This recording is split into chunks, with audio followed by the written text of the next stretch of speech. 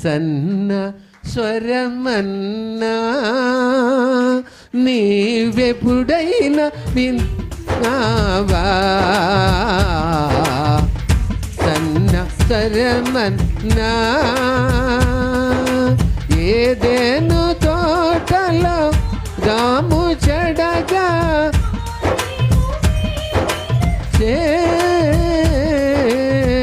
ఏదేను తోటలో రాము చెడగా ఆ దేవుడే ఇలా చాలు. బాధ్యత కలిగిన వారికి ఏమొస్తుంది? దైవజనుడు హస్తము వాళ్ళ నెత్తి మీదకు వచ్చింది అంటే నీ హస్తము ఆ యెహోషువ మీద ఉంచు, అంతే. నీ ఘనతలో కొంత అతనికి ఇవ్వు. అంటే సేవకుల్లో ఘనతను ఇవ్వచ్చా? ఇవ్వచ్చు. సేవకుల్లో ఉన్న ఆత్మను ఇవ్వచ్చా? ఇవ్వచ్చు. సేవకుల్లో ఉన్న దీవెన ఇవ్వచ్చా? ఇవ్వచ్చు. అది ఎవరి స్వాధీనంలో ఉంది? దేవుడు సెలవిస్తే ఇవ్వచ్చు. ఇప్పుడు జోసెఫ్ మెరారీ గారిలో ఆత్మను విశ్వాసులైన వారికి ఇవ్వచ్చా అంటే చెప్పట్లేదేంటి? ఇవ్వచ్చా?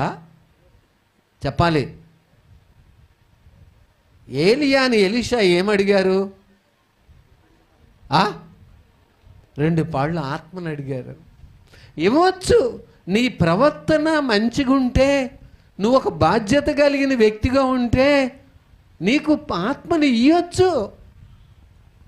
ఇవ్వడానికే దేవుడు సిద్ధం చేశారు సేవకుల్ని. ఘనతను ఇవ్వచ్చు, ఆత్మను ఇవ్వచ్చు, దీవెన ఇవ్వచ్చు, మేలును ఇవ్వచ్చు.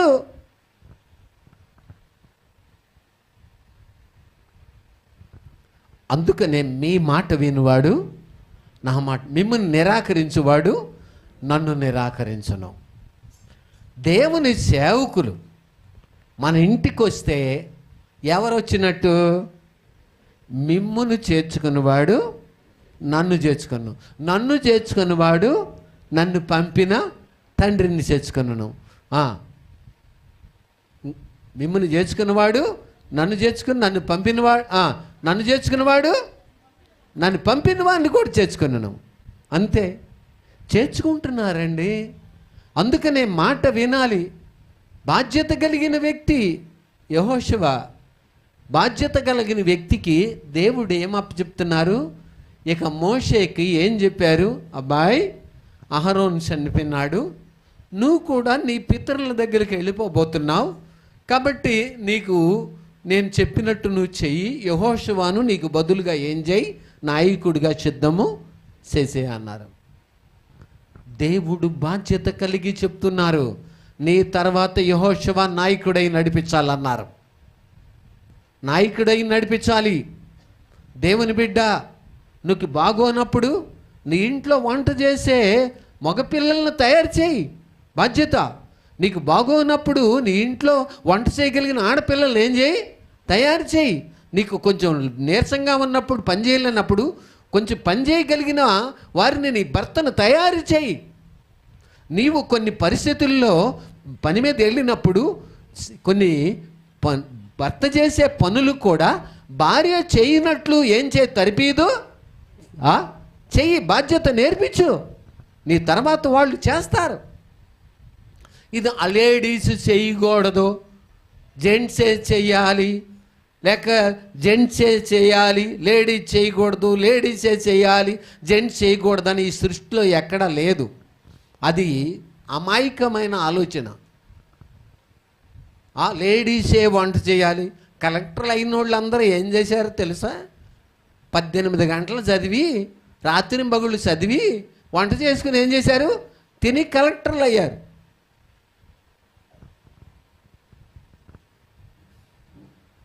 బట్టలు తుక్కున్నారు. పని చేయటంలో తప్పు ఏంటండి? బాధ్యత. కాబట్టి యెహోషువ బాధ్యత కలిగిన మనిషి. దేవుడు చెప్పారు, నా ఆత్మను పొందినవాడు చేయొచ్చు. నీ మీద దేవుని హస్తము రావాలని ఎంతో కోరుతున్నారు దేవుడు ఆత్మను పొందే వ్యక్తిగా. ఆత్మను పొందితే తర్వాత నువ్వేం చేస్తావు? దైవజనుడు హస్తము నీ మీదకు వస్తుంది. దైవజనుడిలో ఉండిన ఘనతలో కొంత నీకు, నీ కుటుంబము ఘనపరచబడే స్థాయికి వచ్చేస్తుంది. ఘనత పొందే మార్గములో దేవుడు నిన్ను నడిపిస్తారు. దేవుడు నీ పక్షంగా ఉంటారు. ఇది దేవుడు చేసే పని. అయితే యెహోషువ ఎలాంటి మనుషుడు? యెహోషువను ఇలా అభిషేకించిన తర్వాత సర్వ సమాజం ఎదుట ఆయన్ని నిలబెట్టి అలాగా అభిషేకించిన తర్వాత దేవుడు మాట్లాడుతున్నారు. ఎవరితో? యెహోషువతో. ఏం చేస్తున్నారు? యెహోషువ గ్రంథం 1వ అధ్యాయం 1వ వచనం. యెహోవా సేవకుడైన మోషే మృతి నొందిన తర్వాత యెహోవా నూను కుమారుడైన మోషే పరిచారకుడనైన యెహోషువకు ఎలాగు నా సేవకుడైన మోషే చనిపోయాడు. సేవకుడు చనిపోయినాడు. సేవకుడు ఏమైపోయాడండి? మోషే ఏమైపోయాడు? చనిపోయాడు. చెప్తున్నారు చనిపోయిన సంగతి యెహోషువకు తెలీదా? ఆయనే దగ్గరుండి సమాధి చేసి ఉంటారు కదా. అయినా దేవుడు ఏం చేస్తున్నారు? యెహోషువతో మాట్లాడుతున్నారు. మాట్లాడే దేవుడవు నీవు. ఎంతమంది పాడతారో చూద్దాం. మాట్లాడని రాయివి దేవుడవు నీవు, మాట్లాడు వచ్చావు నీవు, కన్నీరు తుడిచావు నీవు, మా కోసం వచ్చావు నీవు, కన్నీరు తుడిచావు నీవు, మా వ్యాధి బలహీన సమయాలలోనా, వ్యాధి బలహీన సమయాలలోనా మాతో ఉండే దేవుడవు నీవు.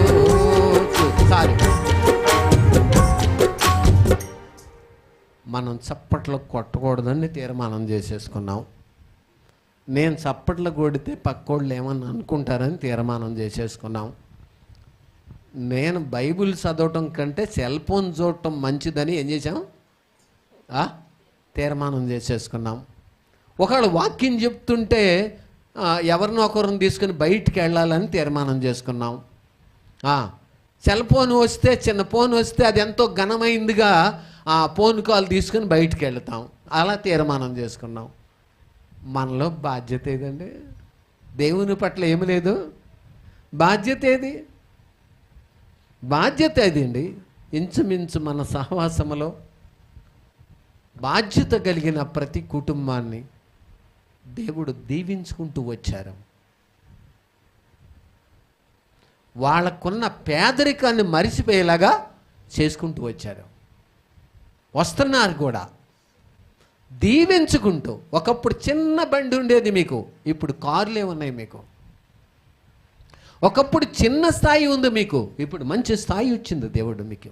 ఒకప్పుడు కేజీ బియ్యం కొనుక్కోలేని పరిస్థితి, ఇప్పుడు బస్తాలే మీ ఇంటి దగ్గర ఉన్నాయి. ఒకప్పుడు 1/2 కేజీ నూనె కొనాలంటే కష్టం, ఇప్పుడు డబ్బాలే మీ ఇంట్లలో ఉన్నాయి. దేవుడు దీవించినారు. సావాసములో అడుగుపెట్టి బాధ్యతగా నడుస్తూ బాధ్యతగా వెంబడిస్తున్నప్పుడు దేవుడు మిమ్మల్ని ఏం చేస్తారు? కృప వెంబడి కృపతో నింపుతున్నారు. మన సావాసములో సాధ్యమైనంత వరకు నాకు తెలిసి పేదవారు లేరు. ఉన్నారా? చెప్పండి. పేదవారు లేరు. నమ్మకంగా వెంబడించిన వారి గురించి చెప్తున్నా.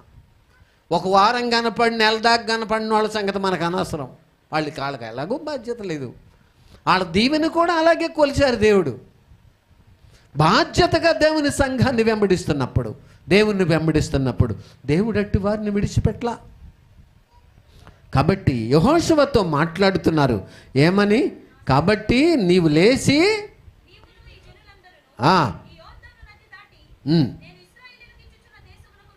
వెళ్ళుడి. చాలు. మీరు అడుగు పెట్టు చెప్పాలి, ప్రతి స్థలాన్ని మీకు ఇస్తా. మీరు అడుగు పెట్టే ప్రతి స్థలాన్ని మీకు ఇస్తా. ఎవరు చెప్తారండి మనకది? బిడ్డ, నువ్వు చెయ్యతలంచినదేదో అది నీకు ఇస్తా. దేవుని వాక్యం ఏం చెప్పింది? నేను నీతో చెప్పినది నెరవేర్చే వరకు నిన్ను విడువను. మీరు అడుగుపెట్టు ప్రతి స్థలం, మీరు అడుగుపెట్టే ప్రతి స్థలం మీకు ఇస్తా. ఆనందమయ్య పరలోకంబు మనదే, అక్కడ నుండి వచ్చోనేసు. ఆనందమయ్య పరలోకంబు మనదే, అక్కడ నుండి వచ్చోనేసు. మీరు అడుగు పెట్టే ప్రతి స్థలం మీకు ఇస్తా. సావాసమును నమ్మకంగా వెంబడిస్తే తణుకులోనే దేవుడు నిన్ను స్థిరపరుచునని నీకు తెలుసా? సావాసమును నువ్వు నమ్మకంగా వెంబడించకుండా నువ్వు డూప్లికేట్ క్యాండిడేట్గా ఉంటే నువ్వు ఎప్పుడూ అస్థిరంగానే ఉంటావని నీకు తెలుసా? సావాసం విషయంలోనే నువ్వు తీర్పులు తీర్చే స్థాయికి ఎదిగిపోయావంటే నువ్వు ఎప్పుడు అస్థిరంగానే ఉంటావని నీకు తెలుసా?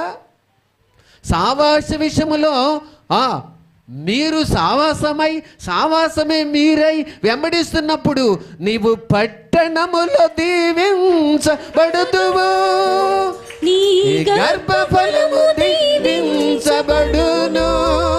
నీవు పట్టణములో దీవించబడుదువు, నీ గర్భఫలము దీవించబడును. చాలు.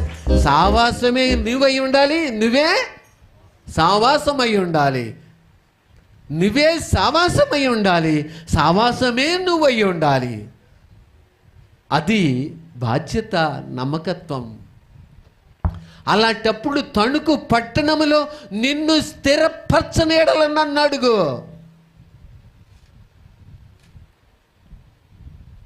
నిన్ను నిశ్చయముగా దేవుడు స్థిరపరుస్తారు.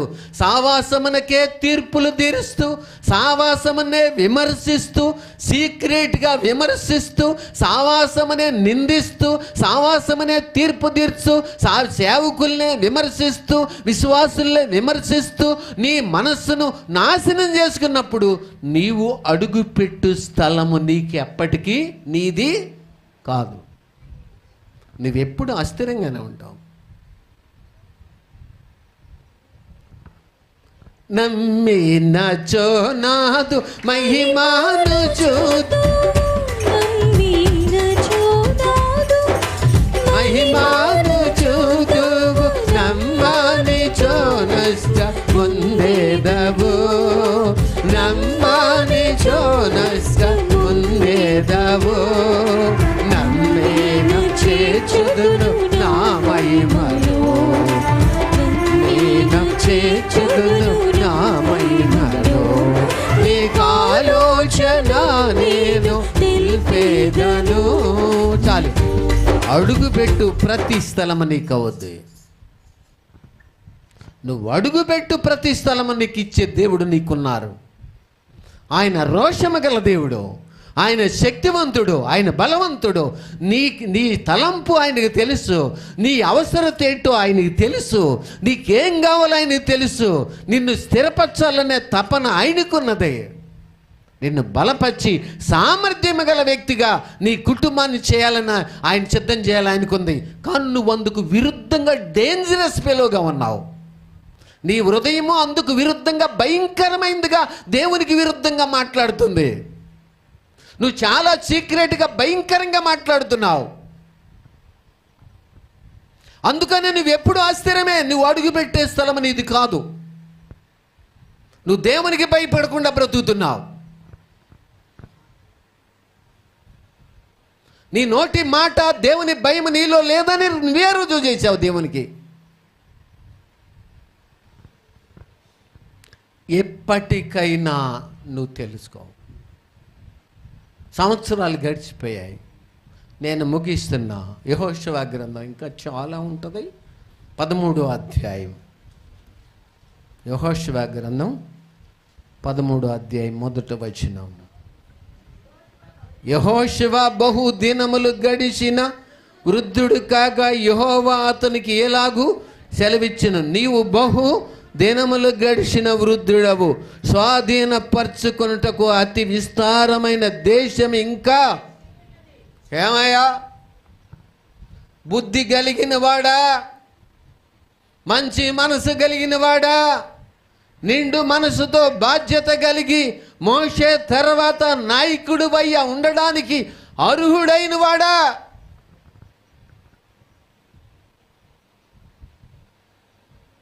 దేవుని దీవెనలు పొందడానికి నీ హృదయము అర్హమైన వాడు వారలారా. నోరు మాట్లాడుతుంది, నొసలు ఎక్కిరించినాయి అంట. కొంతమందికి నోరేమో మాట్లాడిందంట, నొసలు ఏం చేస్తున్నాయి, ఎక్కిరిస్తున్నాయి అంట. కొంతమంది ఎప్పుడు విమర్శించడమే వాళ్ళ లైఫ్.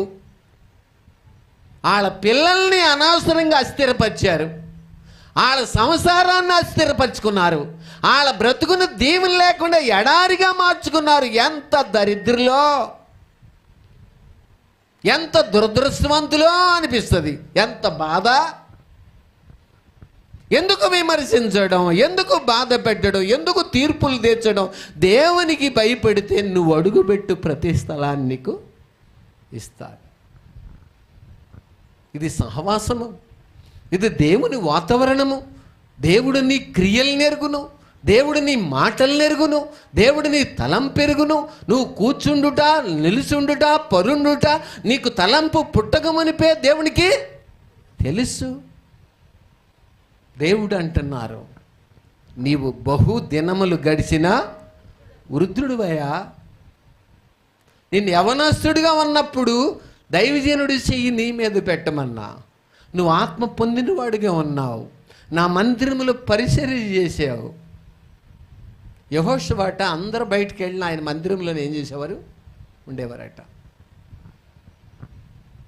ఈ రోజున ఆదివారం ప్రేయర్ అవగానే యవనస్తులు ఎక్కడికైనా కనపడరు, ఎందుకో బయటికి వెళ్ళిపోతారు, నాకు అర్థం కాదు. అసలు ఇక్కడ ఉండాలి దేవుని భయము.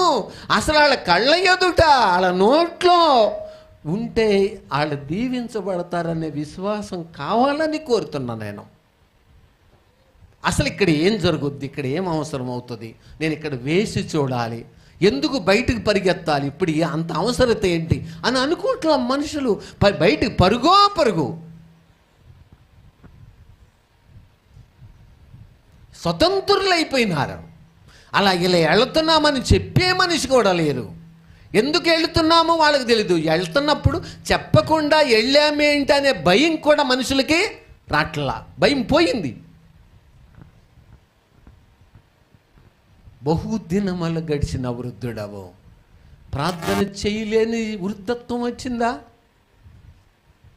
దేవుల్లో నిలబడలేని వృద్ధాప్యం వచ్చిందా? శరీరము సహకరించని యుద్ధము చేయలేని వృద్ధాప్యం వచ్చేసిందా? భయమేలా జనులారా, ప్రియ రక్ష తుని చేరల్. భయమేలా జనులారా, ప్రియ రక్ష తుని చేరల్.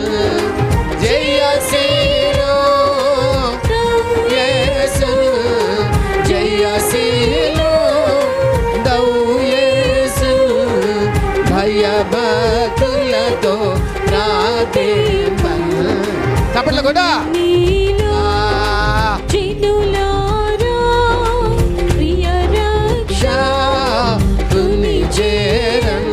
చాలు.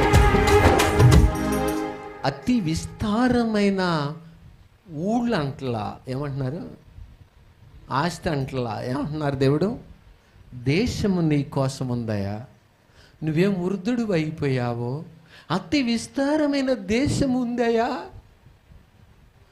నువ్వేమో అతి విస్తారమైన దీవెనలు కుప్ప కుప్ప కింద దేవుడి దగ్గర లాట్లు పడి ఉన్నాయి. భూమి నుంచి పై ఆకాశం ఎంత ఎత్తుందో అంతెత్తున కుప్పలు కుప్పల కింద ఉన్నాయి దేవుని దీవెనలు. అక్కడ అతి విస్తారమైన దీవెనలు నా యొద్ద ఉన్నాయా, దానికి తగిన శక్తి నీకు, వాటిని పొందడానికి కావలసిన శక్తి నీకు లేదు.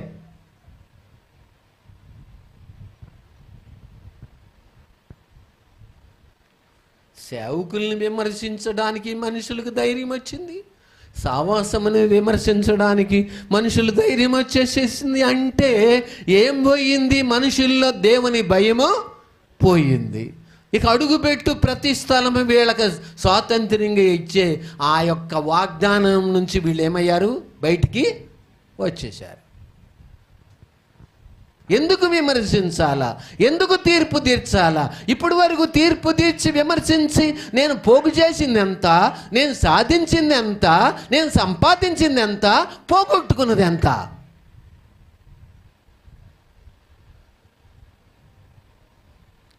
నీ సొగసును పోగొట్టుకోకూడదు, నీ శ్రేయస్సును నువ్వు పోగొట్టుకోకూడదు. దేవుని సన్నిధి నుంచి నీ మీద ప్రకాశించే ఆ వెలుగును నువ్వు కోల్పోకూడదు. నువ్వు విమర్శించిన దినమన, తీర్పు తీర్చు దినమన, నువ్వు వ్యతిరేకమైన మనసుతో ఉండిన కాలమంతా నీ పిల్లలకి నువ్వు ఏమీ సిద్ధపరచలేవు. ఆ అవకాశం దేవుడు నీకు ఇవ్వరు. ఎందుకంటే నీ మంచి వ్యక్తివి కాదు. నీ హృదయం చాలా ప్రమాదకరంగా ఉంది. దేవుడు అతి విస్తారమైన దేశము మన కోసం ఉంది. నువ్వు పొందడానికి అతి విస్తారమైన దీవెనలు ఉన్నాయి నీకు నాకు ఇవ్వడానికి. కానీ అందుకు తగిన శక్తి నీకు, నువ్వు బహుదినములు గడిచిన వృద్ధుడు అయిపోయావు. ఆయన వృద్ధులే, కానీ ఈ రోజున బహుదినములు గడిచిన భక్తి లేని వ్యక్తివి ఏమయ్యావు? భక్తి లేని వ్యక్తి అయిపోయావు. దేవుని దగ్గర పొందడానికి అర్హతను కోల్పోయిన వ్యక్తి అయిపోయావు. కానీ ఈరోజు నువ్వు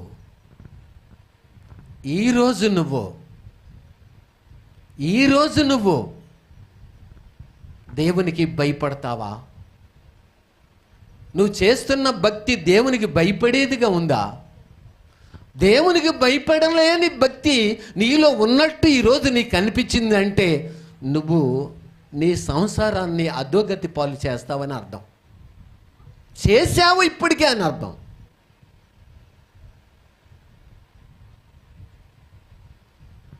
అందుకనే దేవునికి భయపడినప్పుడు దేవుని దూతలు నీ దగ్గరికి వస్తారు. దేవుని ఆత్మ నీ మీద పని చేస్తారు. నువ్వు నడవలసిన మార్గమును దేవుడు నీకు బోధిస్తారు. నిన్ను సరి అయిన మార్గములో నడిపించుకుంటారు. అందుకనే వాక్యం చెబుతుంది, ఇర్మీయా గ్రంథం 2వ అధ్యాయం 27వ వచనమా, నీ దేవుడైన యెహోవా, ఎన్నో వచనం? 17వ వచనం, నీ దేవుడైన యెహోవా నిన్ను మార్గములో నడిపించుచుండగా నీవు ఆయనని విసర్జించుట వలన నీకు నీవే ఈ బాధ కలుగు చేసుకున్నావు. నీ దేవుడైన యెహోవా నిన్ను మార్గములో నడిపిస్తుంటే ఆయన్ని భయపడకుండా ఉండడమే ఈ బాధలు తెచ్చుకుంటున్నాం మనిషి. దేవుని బిడ్డ, నువ్వు బహుదినములు గడిచిన వృద్ధుడవు. ఇంకా నువ్వు స్వాధీనపరచుకోవాల్సింది ఎంత ఉంది? అతి విస్తారమైన దేశము నీ కోసం మిగిలిపోయింది. నువ్వు స్వాధీనపరచుకోవాల్సిన దేశం అతి విస్తారంగా మిగిలిపోయిందయా, మిగిలిపోయింది. నువ్వు యుద్ధం చేసి పోరాడి విశ్వాసముతో దేవుని దగ్గర పెనుగులాడి పొందవలసిన దీవెనలు అనేకులు మిగిలిపోయినాయి. కానీ నీ స్థాయి చూస్తే నిస్సత్తు అయిపోయావు, నీరసించిపోయావు. ఈ భక్తి చాలులే, ఇంకేముందులే, బుధవారం ఎందుకులే, శనివారం ఎందుకులే, ఆదివారం ఆఖరిని వెళ్తే సరిపోద్దులే, 1వ తారీఖు ప్రార్థన ఎందుకులే. ఏమైంది? మనిషి జీవితం నేర్చెళ్ళిపోయారు. దేవుని బిడ్డ దేవుని దగ్గర అతి విస్తారమైన దీవెనలు దాచించారు. నీ కోసం, నా కోసం, మన కోసం. నువ్వు నేను పొందాలని దేవుడు ఎదురు చూస్తున్నారు. కానీ నువ్వేం చేస్తున్నావు? బహుదినములు గడిచిన భక్తిలో నీరసించిపోయిన స్థితిలో ఉన్నావు. అందుకనే ప్రతి బిడ్డ తెలుసుకోవాల్సిన సత్యము, నా కోసం దీవెనలు ఎన్నో ఉన్నాయి. మళ్ళీ విరజిమ్ము, మళ్ళీ పట్టుదల తెచ్చుకో, మళ్ళీ పౌరుషము కలిగి దేవుని దగ్గర పెనుగులాడు. దేవుడు మళ్ళీ నీకు అవకాశము ఇస్తారు. లేచి నిలబడవు.